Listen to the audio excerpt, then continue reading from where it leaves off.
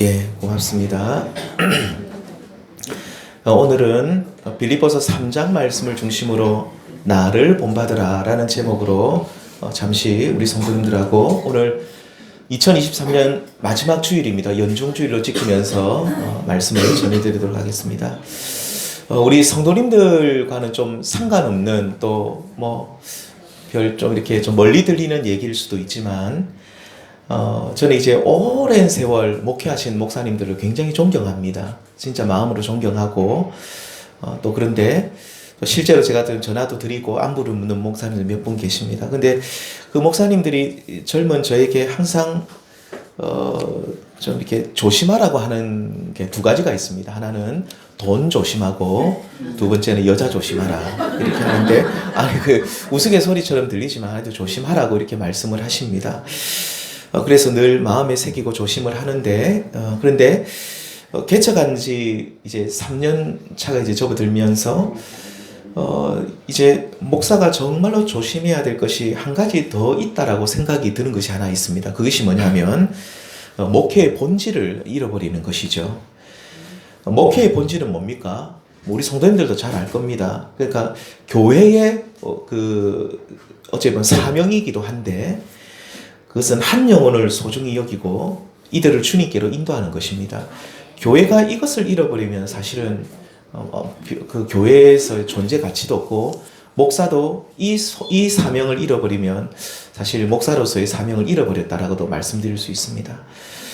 한마디로 영혼 구원이 목회의 본질이고 교회의 사명입니다. 자, 그런데 성도들이 조금씩 많아지고 미조직 교회에서 조직 교회로 되기 시작하면 한 영혼에 관심을 두기보다도 조직으로서의 어떤 큰 덩어리로서 어떤 교회 혹은 예배당 건물 아니면 프로그램, 시스템 이런 것 등에 더 많은 관심을 쏟는 실수를 범할 수 있죠. 이게 다른 가치들로 인해서 정말로 하나님이 추구하라고 하시는 목회의 본질 그 귀한 가치가 함몰되어 버리는 것입니다. 영혼 구원이라는 눈에 보이지 않는 귀한 가치를 잃어버린 채 눈에 보이지 않는 비본질적인 목회 가치를 추구하면서 사람을 귀하게 여기지 않고 이들을 잃어버리는 경우가 생기게 되는 것이죠. 목회자로서 이것을 참 조심해야 되는데 우리의 그 목회의 대선배 그리고 정말로 모범을 보인 사람이 바로 사도 바울이 목회자인데 이 목회자로서의 바울은 이 사역의 본질을 절대로 잊지 않았습니다. 처음부터 끝까지 이 목회의 이 본질을 추구하며 나아갔는데 빌립보서 4장 1절에 보시면 바울은 빌립보 교회를 생각할 때에 교회의 조직으로서 어떤 큰 덩어리를 생각하기보다도 4장 1절에 이렇게 말합니다. 교회를 볼 때 이렇게 말합니다. 보십시오. 나의 기쁨이요 면류관인 사랑하는 자들아. 그러니까 성도들의 이름을 부릅니다. 그는 빌립보 교회 성도들 한 사람 한 사람이 나의 면류관 그러니까 하나님의 영광임을 믿으면서 처음부터 끝까지 성도들 그 한 사람 한 사람에게 바울은 집중하고 있는 것을 보게 되죠. 조직으로서 빌립보라는 큰 단위를 보기보다 나의 기쁨이요 면류관인 빌립보 교회 성도들 한 사람 한 사람을 참으로 소중히 바울은 여기고 있는 것을 볼 수가 있습니다. 그래서 성도들 그 한 사람 한 사람이 바울에게 있어서는 바로 면류관이요 영광이었던 것이죠. 이렇게 성도들을 지극히 사랑했던 바울, 이 바울이 2차 전도 여행 때 세워진 이 빌립보 교회 성도들에게 편지를 보내는데 어디서 보냅니까? 감옥에서 보냅니다. 감옥에서 이 성도들에게 편지를 보내면서 너희는 나를 본받는 자가 되라고 말합니다. 누구를 본받는 자가 되라고요? 여기서 나는 누구를 말하겠습니까? 바울을 말합니다. 우리 이 말씀 같이 한번 읽겠습니다. 시작. 형제들아 함께 나를 본받으라. 여기서 나의 영광이요 나의 면류관이요 기쁨이라고 부르면서 이들을 정말로 빌립보 성도들을 지극히 사랑했던 바울은 왜 나를 본받으라 바울 자신을 본받으라고 하는 것일까요? 어떻게 보면 좀 교만하게 좀 들릴 수도 있죠. 우리 성도님들 보고 성도님들 저 본받아야 됩니다 이렇게 하면 좀 거만하게 보일 수도 있는데 바울은 이 여기서 빌립보 교회 성도들에게 나를 본받아라고 한 것은 뭐 나의 성격이나 기질이나 내가 살아가는 삶의 방식을 여러분들이 본받아라 이런 뜻이 아니라 그가 성도들에게 지금 본받으라고 하는 것은 뭐냐면 현재 그가 하나님 앞에서 목회자가 아닙니다. 내가 성도 중에 한 사람으로서 바른 신앙의 길을 내가 나아가고 있는데 이 신앙의 길을 내가 나아가고 있는 이 모습을 본받으라는 것입니다. 어떻게 생각하면 나를 본받으라는 말이 거만하게 들릴 수도 있지만 바울은 지금 자신이 하나님 앞에서 완전하지 못하고 부족함이 많지만은 그 가운데서 구원을 올곧게 이뤄가고 있는데 내가 진짜 믿음의 길을 잘 달려가고 있으니 너희들도 이런 나의 신앙의 자세를 잘 보고 배우고 본받으라는 그런 뜻입니다. 저는 여기 계신 성도님들 중에 많은 분들이 주변 사람들에게 아니면 내가 정말로 가까이 있는 나의 가족들에게 내 신앙생활하는 모습을 좀 본받으라고 그렇게 말할 수 있는, 담대하게 말할 수 있는 우리 성도님들이 많아지기를 소망합니다. 자, 그렇다면 바울은 성도들에게 자신의 이 신앙의 자세를 본받으라고 할 때에 무엇을 본받으라고 하는 것일까요? 크게 두 가지를만 말씀드리겠습니다. 바울은 너희가 나를 본받으라, 나의 신앙의 자세를 본받으라고 할 때 두 가지를 본받으라고 하는데 자, 첫 번째는 우리 함께 읽겠습니다. 시작. 예수 그리스도를 얻기 위해서 버릴 것은 버리고 포기했다. 우리 이 말씀을 제가 다시 한번 읽어요. 또한 모든 것을 해로 여김은 내 주 그리스도 예수를 아는 지식이 가장 고상하기 때문이라. 내가 그를 위하여 모든 것을 잃어버리고 배설물로 여김은 그리스도를 얻고 라는 말씀이 있습니다. 이 바울은 내가 예수 그리스도를 얻기 위해서 버릴 것은 버리고 포기할 것은 포기했다. 그러니 너희가 나를 본받으라. 자, 여기서 3장 8절에서 예수 그리스도를 아는 지식이라는 말은 단순히 지식적인 부분을 말하는 것이 아니라 예수 그리스도 그분을 말하고 있습니다. 바울은 예수 그리스도를 얻기 위해서 정말로 많은 것을 포기했죠. 3장 4절 말씀해 보시면 이 바울은 육체를 신뢰할 만한 사람이었습니다. 그는 이스라엘 족속이요, 히브리인 중에 히브리인이요, 나면서부터 로마 시민권을 가진 사람이요, 그래 특권 계층이었습니다. 그리고 오늘날로 말하면 서울대 아니 하버드대보다 더 좋은 당대 최고의 율법학자가 가말리엘이 있는데 이 가말리엘 문화생이었습니다. 그러니까 제자였습니다. 제자였는데 그리고 율법의 의로는 흠이 없는, 우리 성도님들 사도 바울이 뭐 복음 전도하고 이렇게 막 돌아다니고 하다 보니까 이 사람이 뭐 그냥 시원치 않은 사람이라 생각하는데 그렇지 않습니다. 바울은 당대 최고의 힘과 능력과 지혜를 가진 사람이었습니다. 한마디로 그는 정말로 사람들에게 자랑할 것이 많은 사람들이었는데 이 모든 것을 바울은 배설물로 여기고 모든 것을 다 포기를 했는데 이것은 그리스도를 얻기 위함이다. 배설물로 여김은 그리스도를 얻고 그리스도를 얻기 위해서 모든 것을 배설물로 여겼다. 다시 말하면 바울은 자신이 자랑하던 모든 것들과 예수 그리스도를 얻는 것의 가치를 비교했을 때에 예수 그리스도를 믿고 그분을 소유하고 또 내가 그분의 소유가 되는 것이 훨씬 더 가치 있는 일이고 복된 것임을 알았기 때문에 그는 다른 것을 다 배설물로 여기고 포기할 수 있었다는 겁니다. 마태복음 13장에 보면 예수님께서 천국이란 이런 것이다 라고 하면서 여러 가지 천국에 대한 비유 말씀을 주시는데 한 가지가 밭에 감추인 보화 이야기가 있습니다. 한 나그네가 길을 가다가 이제 이 길을 우리 성도님들 중에서도 그런 분이 있습니까?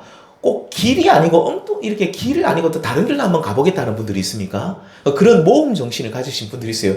이 나그네도 길로 가면 되는데 이 사람이 길로 가니까 좀 재미가 없으니까 이 밭 한가운데를 이렇게 지나가게 되었습니다. 근데 지팡이를 짚고 이렇게 밭을 지나가고 있는데 뭔가 지팡이를 땅 짚었는데 뭐가 보니까 땡 소리가 나는 거예요. 이게 뭔가 싶어서 흙을 이렇게 들쳐보니까 그 안에 뭐가 들었냐면 큰 항아리가 들었는데 그 안에 뭐가 들었겠습니까? 금은보화. 우리 성도님들 길 가다가 밑에 잘 보면 또 그런 거 있어서 아무튼 요새는 그걸 신고해야 됩니다. 근데 그때는 이렇게 이 항아리가 있어서 뚜껑을 딱 열어보면 안에 막 검은 보화가 엄청나게 많이 들은 거예요. 그런데 이 사람은 그래도 양심이 있는 사람이라서 그것을 다시 흙으로 이렇게 묻어두었습니다. 알아보니까 이 주인이 오래전에 죽었어요.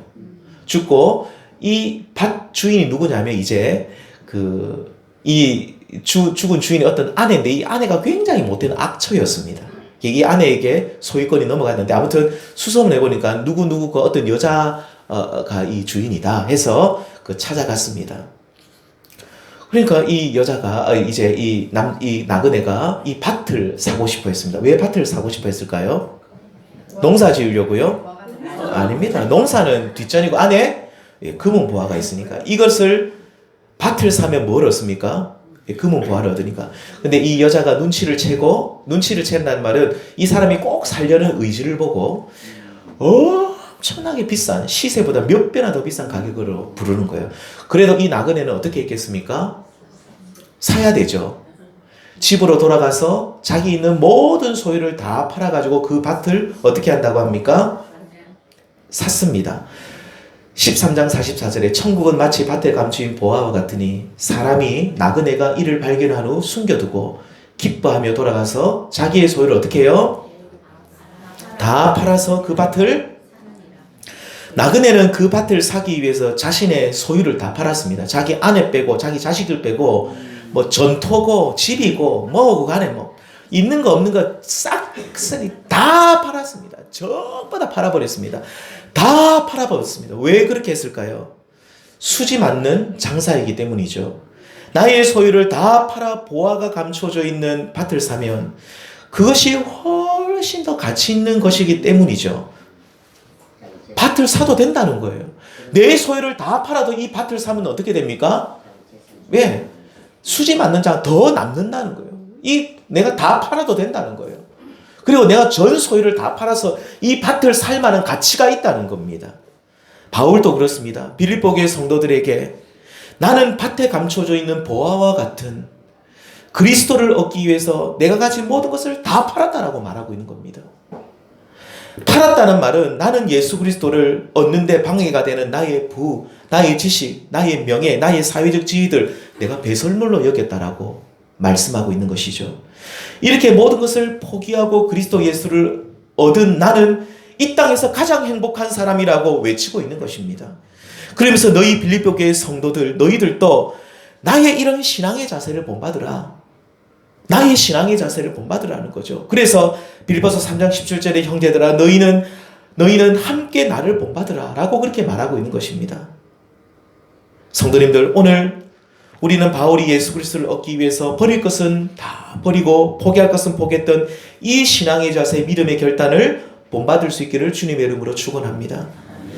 우리가 오랫동안 교회를 다니고 신앙생활을 했는데 올 한 해도 열심히 나름 신앙생활을 한다고 했는데 이상하게 그리스도 예수를 우리가 소유한 것 같지가 않고 나도 예수님의 소유가 된 것 같지 않은, 그러니까 예수님을 내가 소유한다는 말은 내가 예수님 안에 사는 삶이거든요. 결국 내가 예수님 안에 살고 예수님이 또 내 안에 사는 이런 것 같은, 그러니까 내가 오래 신앙생활하는데 왜 이렇게 신앙의 진보가 없을까라는 그런 답답함이, 왜 우리 가운데 그런 답답함이 있을까요?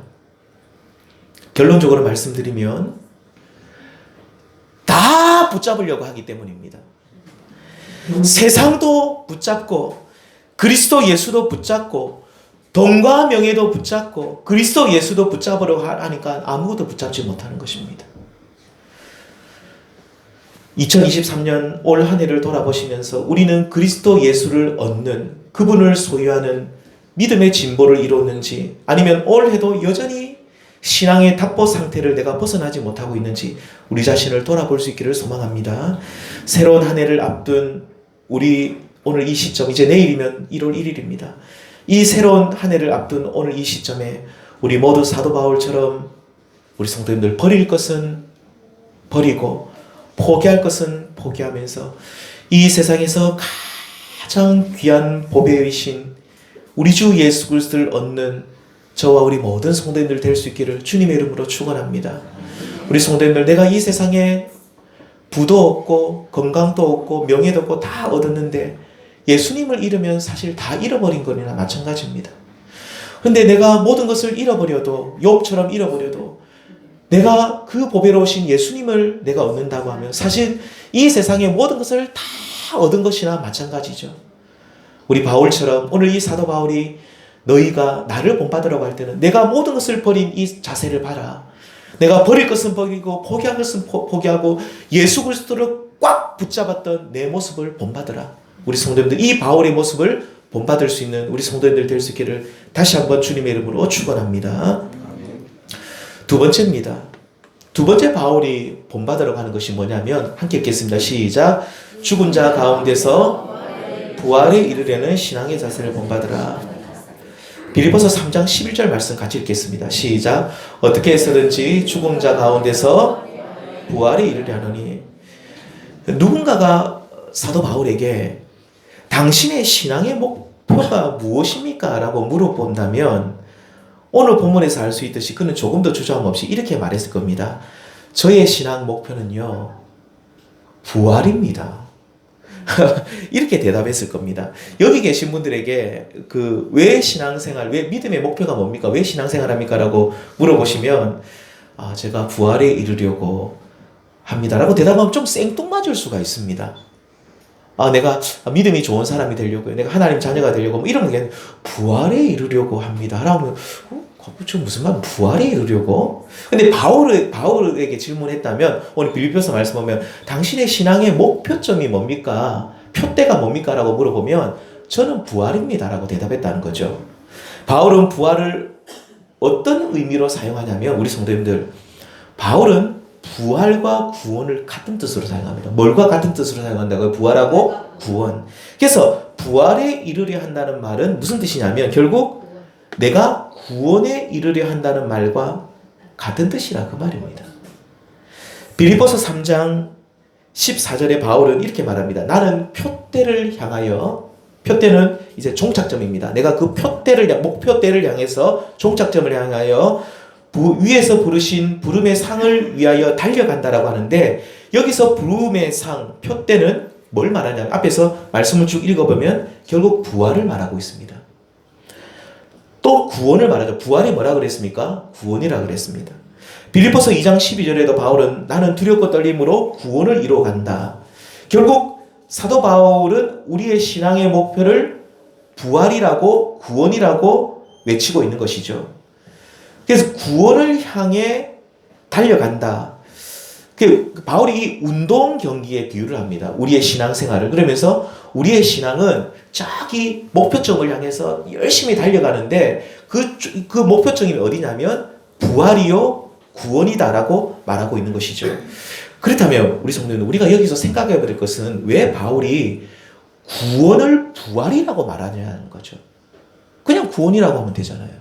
근데 빌립보서 말씀에 보면 2장에서는 구원이라고 말하다가 3장에 넘어가면 내가 부활에 이르려, 2장에서는 내가 구원에 이르려 하노니 라고 하다가 3장에서는 부활에 이르려 하노니 왜 구원을 3장에서는 부활이라 말하냐는 것이죠.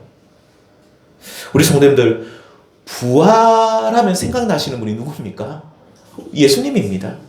부활의 첫 열매가 고린도전서 15장 말씀처럼 우리 주 예수님이시거든요. 예수 그리스도께서 부활의 첫 열매가 되시는데 예수님께서 십자가 위에서 고난을 받으시고 죽으신 뒤에 3일 만에 어떻게 하셨습니까? 3일 만에 부활하셨죠. 그래서 부활이라고 생각하고 부활하면 딱 그 먼저 머릿속에 두 가지가 떠올라야 됩니다. 부활하면 두 가지 단어가 떠올라야 됩니다. 부활하면 고난과 십자가가 떠올라야 됩니다. 고난과 죽음이 떠올라야 됩니다. 예수님께서 부활하시기 전에 십자가 위에서 고통받으시고 죽으신 것처럼 성도들도 부활의 영광을 경험하기 전에 뭘 받아야 된다는 겁니까? 고난을 받고 또 죽어야 한다는 것을 말하고 있는 거예요. 그러니까 구원을 부활이라고 말하는 것은 여기 있는 저와 우리 모든 성도님들께서 구원에 이르려면 부활에 이르려면 고난과 죽음이라는 과정을 거쳐야 함을 말씀하고 있는 겁니다. 그래서 바울이 빌립보교회 성도들에게 부활, 자꾸 구원을 부활이라고 이렇게 말하는 것은 너희들이 나를 본받으라. 내가 이 부활을 향해 달려가고 있는데, 구원을 향해 달려가고 있는 이 구원에 이르려면 너희들도 반드시 고난과 죽음이라는 이 통과 의례를 반드시 거쳐야 된다는 거죠. 우리가 예수님 때문에 고난을 받고 예수님과 함께 죽지 못하면 결국 우리는 구원의 부활에 이를 수 없다는 겁니다. 구주와 함께 나 죽었으니 구주와 함께 나 살았도다. 찬송가 407장 나중에 부를 건데, 구주와 함께 나 죽었으니 어떻게 해요? 구주와 함께 나 살았도다. 구주와 함께 나 죽으니 구주와 함께 내가 사는 거죠. 저는 여기 계신 성도님들에게 우리가 부활에 이르려면, 구원에 이르려면, 신앙의 종착에 이르려면 주님과 함께 고난받고 주님과 함께 죽어야 합니다라는 말씀을 드리기보다도 고난과 죽음 없이 예수님만 믿으면 구원받는다는 말을 하고 싶은 그런 생각이 들 때가 있습니다. 고난과 죽음을 좋아하는 사람은 없거든요. 영광의 부활은 우리가 다 좋아합니다. 영광의 부활은, 이 구원은 누구나 다 좋아하는데, 그 앞에 있는 이 고난과 이 죽음은 참 어떻게 생각하면 우리가 죽어야 한다는 사실이 너무너무 싫거든요. 우리가 이 고난을 받는다는 것은 더더욱 싫거든요. 하지만 성경은 결국 그렇게 말하지 않습니다. 뭘 말하지 않는다고요? 그냥 부활에 이른다. 예수님이 그냥 부활에 이뤘습니까? 예수님은 십자가 고난받고 죽은 뒤에 부활에 이르렀거든요. 똑같다는 겁니다. 우리 성도의 구원도. 우리가 고난이 없으면, 십자가 위에서 주님과 함께 죽지 않으면 부활이 없다고, 구원이 없다고 성경은 분명히 성경은 말하고 있습니다. 오늘 우리의 믿음이 하나님께서 원하시는 수준에 이르려면, 그리고 이 땅에서 예수님처럼 부활의 영광을 경험하려면 우리 주님과 함께 고난받고 우리 주님과 함께 죽어야 하는 줄 믿습니다. 다시 한번 오늘 본문 3장 11절에 보시면 분명히 이렇게 말합니다. 죽은 자 가운데서 부활에 이르려 하노니, 죽은 자 가운데서 부활에 이르려 하노니. 이 말씀은 우리가 죽은 자 가운데 없다고 한다면, 여러분과 제가, 우리 성도님들과 제가 죽은 자 가운데 없다고 한다면 부활에 이르려 하노니, 부활에 이르지 못한다는 겁니다. 죽은 자 가운데 있으면 부활에 이를 수 있지만 죽은 자 가운데 우리가 없으면 부활에 이르지 못한다는 뜻이죠. 가짜로 죽어서는 안 됩니다. 진짜로 죽어야 합니다. 그래서 바울은 자신이 내가 자랑하는 것이 이거다, 나의 자랑은 이것이라고 고백하고 있습니다. 우리 함께 읽겠습니다. 시작. 형제들아, 내가 그리스도 예수 우리 주 안에서 가진 바 너희에게 대한 나의 자랑을 두고 단언하노니, 나는, 바울이 나의 자랑이 있다는 거예요. 나의 자랑을 단언한다는 것은 확실히 내가 이것 외에는 자랑할 것이 없다, 내가 정말로 분명하게 확실하게 단언하는데, 뭐가 자기의 자랑이라고 합니까? 나는 날마다 죽노라. 우리는 죽어야 합니다. 주님과 함께 또 주님 때문에 고난받을 수 있어야 하는 것이죠. 오늘 우리의 믿음이 바울처럼 구원의 부활의 영광에 이르지 못하고 작년이나 올해나 계속해서 그대로인 것은 아직까지 내가 죽지 않기 때문입니다. 저는 우리 성도님들 고난을 안 받아서라고 말씀을 안 드리겠습니다. 우리 성도님들의 삶 속에 고난은 다 받고 있습니다. 근데 문제가 뭐냐면 우리가 죽지 않는다는 거죠.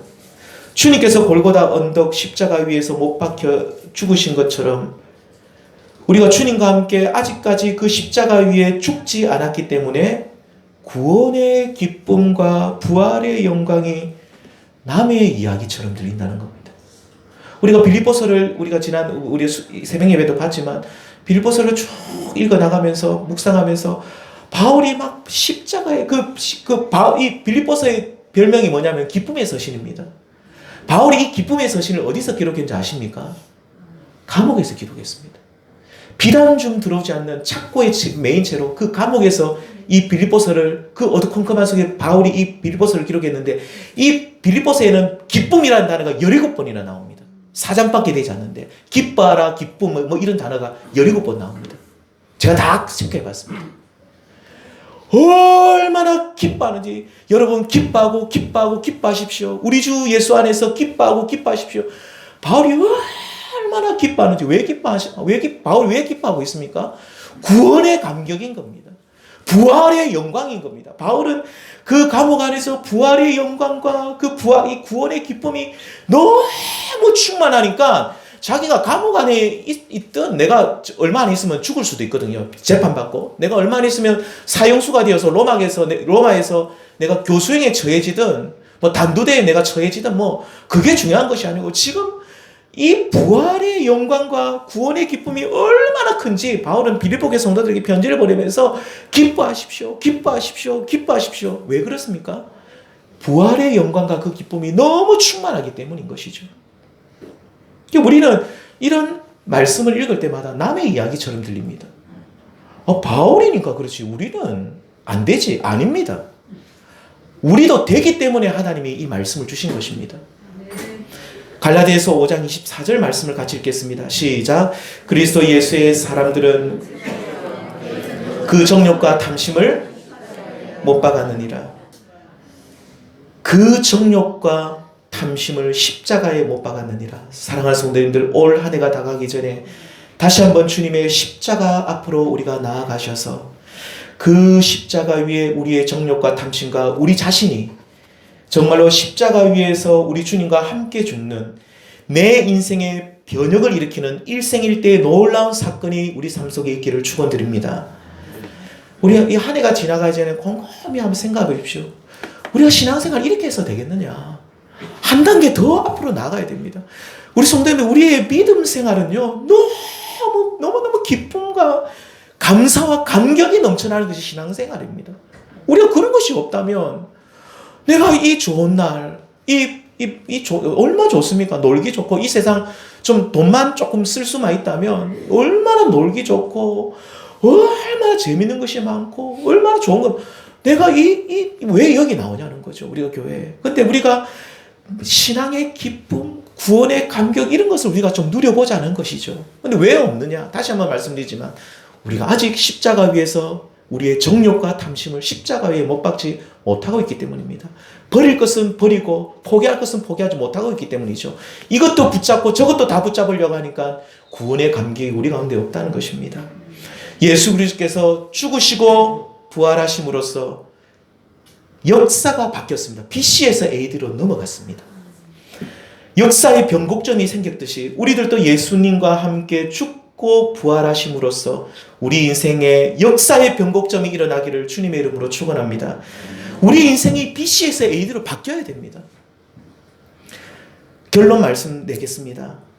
바울은 빌립보 교회 성도들 향해서 나를 본받으라고 했는데 이는 바울의 신앙의 자세를 본받으라고 하는 것이었습니다. 첫 번째는 뭘 본받으라고 했습니까?